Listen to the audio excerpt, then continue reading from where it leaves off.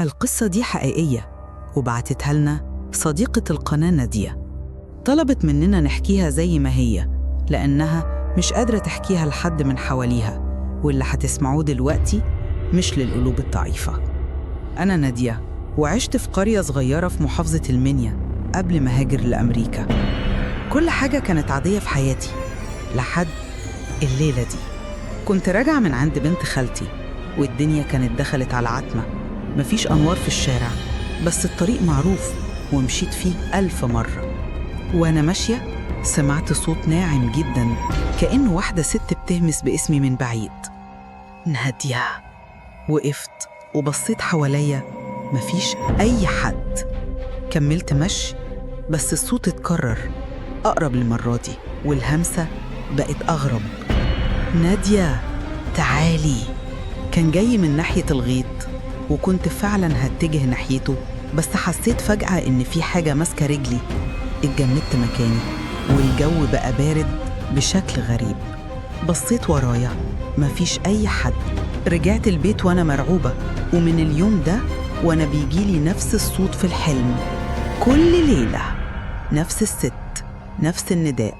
وكل ما أتجاهلها يحصل لي حاجة غريبة، أوقع حاجة أو أتخبط أو أقع من السلم بدون سبب. عدت شهور وبعدها سافرت أمريكا. قلت لنفسي خلاص دي كانت وساوس أو مجرد خوف زمان. بس الصدمة إيه؟ إن بعد أول شهر في أمريكا الصوت رجع. في الأسانسير وأنا طالعة بيتي سمعت النداء تاني بس بوضوح أكتر، نادية. المرة دي كان الصوت قريب جدا، وأكتر حاجة خوفتني إني لقيت على مراية الحمام ضباب كأن حد نفخ عليها ومكتوب عليها بصباعه وحشتيني. أنا مش بهزر، أنا بجد بكتب الرسالة دي وأنا بترعش. كل ما اتجاهل الصوت بتحصلي مصايب أكتر.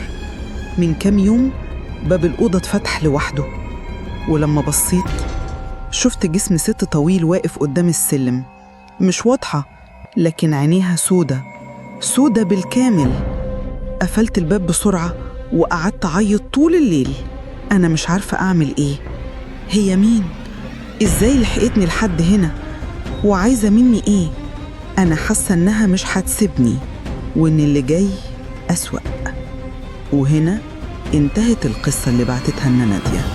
شاركنا برأيك في التعليقات. يا ترى اللي بتشوفه نادية ده حقيقي ولا تهيؤات؟ ولو عشت قصة رعب في حياتك ابعتها لنا وهنتكلم عنها هنا في الحدوتة الملعونة. مفيش قصة بتضيع. استنى قصتنا الجاية، وما تنساش تعمل لايك وتشترك في القناة لأن الرعب لسه ما بدأش. سلام.